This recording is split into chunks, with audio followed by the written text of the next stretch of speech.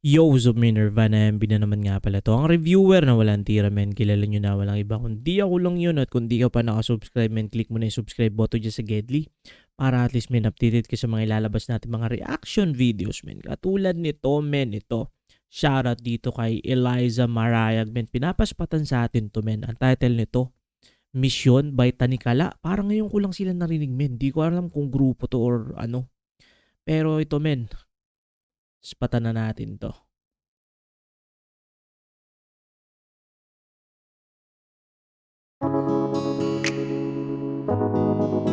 Ay, ganda.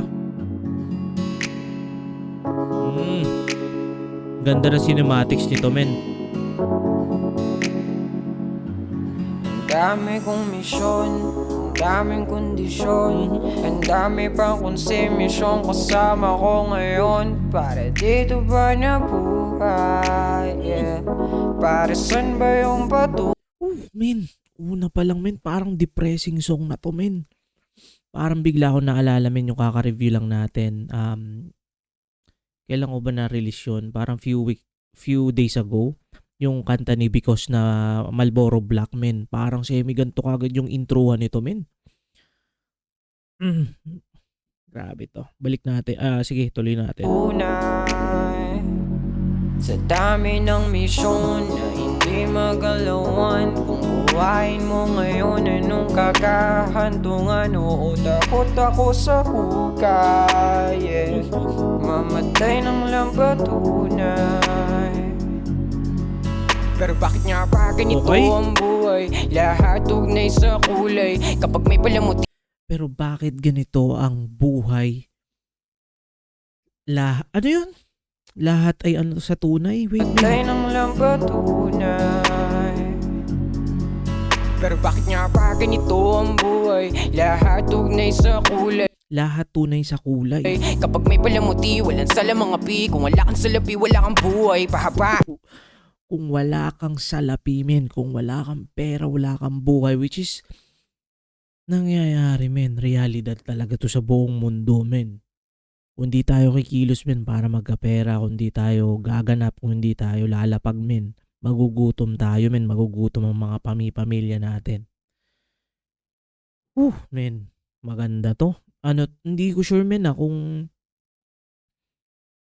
wait lang, feeling ko ang title yung Mission, pero ayun nga, tama. Si Tanikala pala is solo art. Men, maangas to men.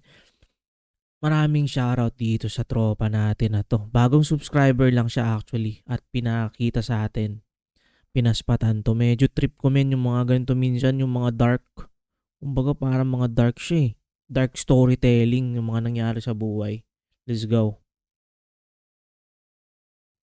Patibayin ng sungay, palakasan, paramihan ng pugay. Bibilangin ng mali, kabutihan na hindi kabilang. Pagkat hindi to kabilang buhay, walang pagbabago, hirap tumino. Ayoko na rin sa garin huminto. Na lang din kaya ako at di kumibo, katulad ng mga sinara ng pinto. Pero para san pa kung ako'y lumiko sa daan ng diretso at di baliko? Matatapon lang ang naipong ginto na aking napupulot sa pagkabigo. Salamat sa aral, salamat sa'yo, salamat sa nagsabi na kaya ko to. Men.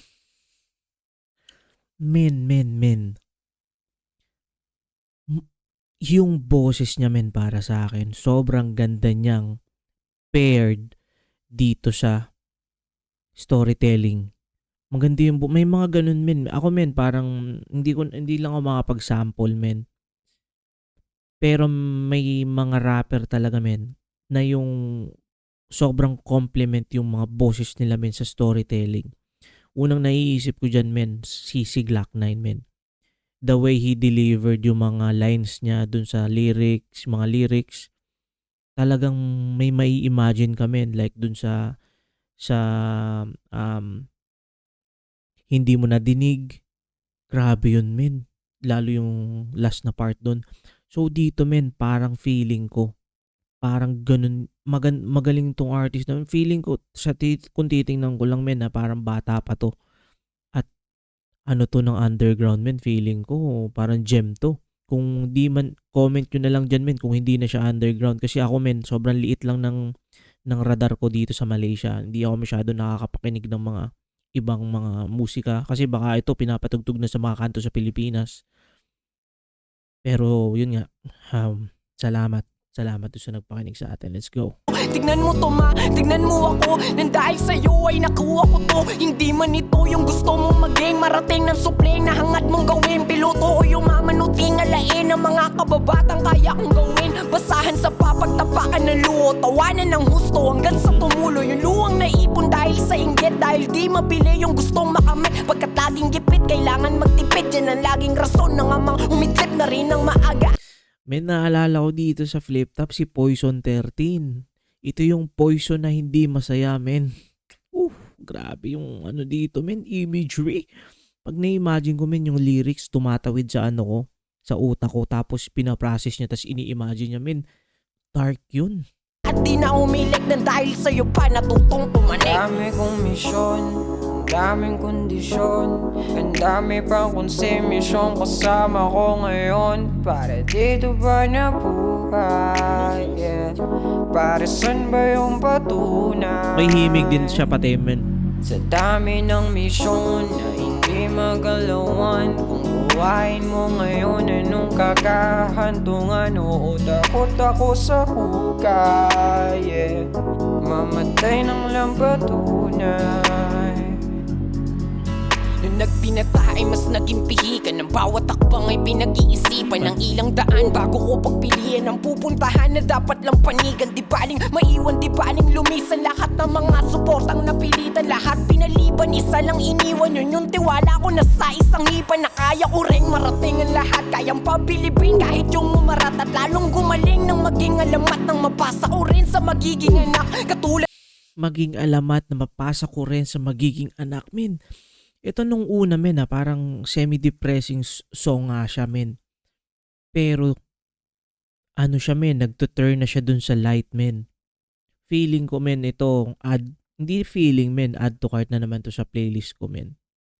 Maganda siya in a way dun sa mga may pinagdaanan, men. Hindi, meron kasing, para sa akin, men, meron mga kantang all throughout dun song is going to dark talaga. As in, pupunta ka talaga min sa pinaka-dark na darkness pa yan. Pero ito, men, start tayo ng dark. Pero paunti-unti, men, nakikita na natin yung light dun sa tunnel, men. Nakikita natin na, ay, meron palang ano dun, may konting liwanag pala, kahit konting kulisap lang dun, men. Dito nagsisimula na siya, men, na, yun nga, ito, may bata, may anak. Parang ganun, men. Ganda nito, men. Sobrang underrated feeling ko nitong artist na to. Pero galing. mo rin na nakikipaglaban sa akin sarili at sa kakupadan. Gusto ko na rin labasan, matakasan ng buhay na wala ng kabararakan. Na lamang mali ang pagmamadali, lalo na kung ang pakay hindi madali. Totoong natural. Men, wait. Biglang may pumasok sa isip ko, men. May konting hawig kay Gio Ong. Hindi ko sure kung doon sa boses na onte may konting hawig or doon sa the way he parang the way he deliver yung storytelling. Parang ganun, men. Meron mga gantong si Gio Ong, men, eh.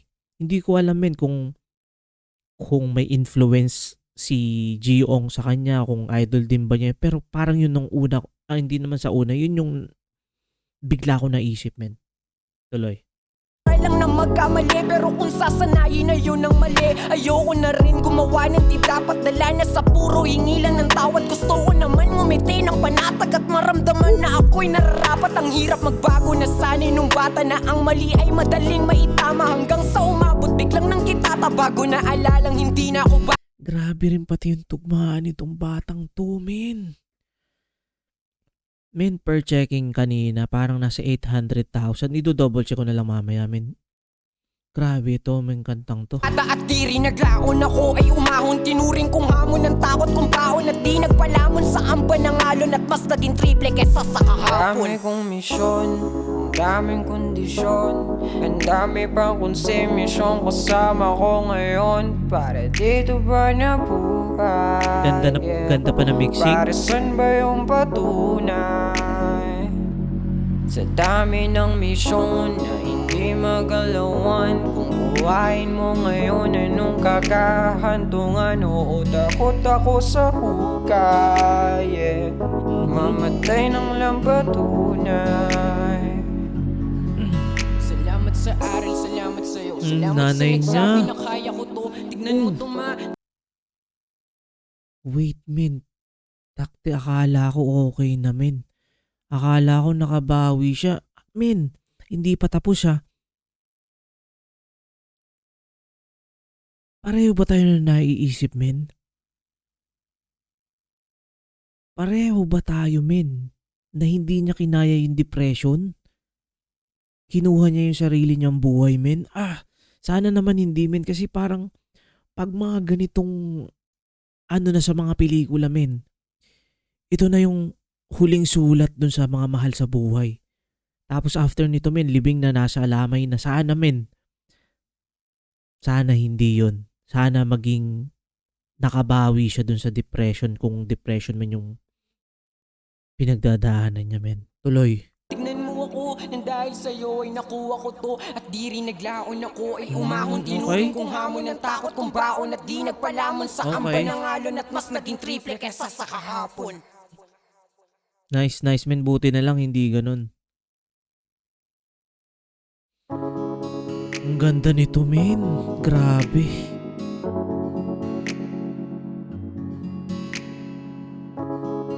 Ang ganda nito, men. Ang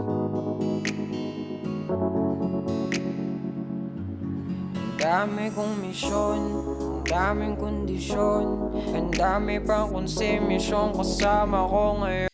Men, sobrang ganda nito para sa akin, men. Grabe yung ano.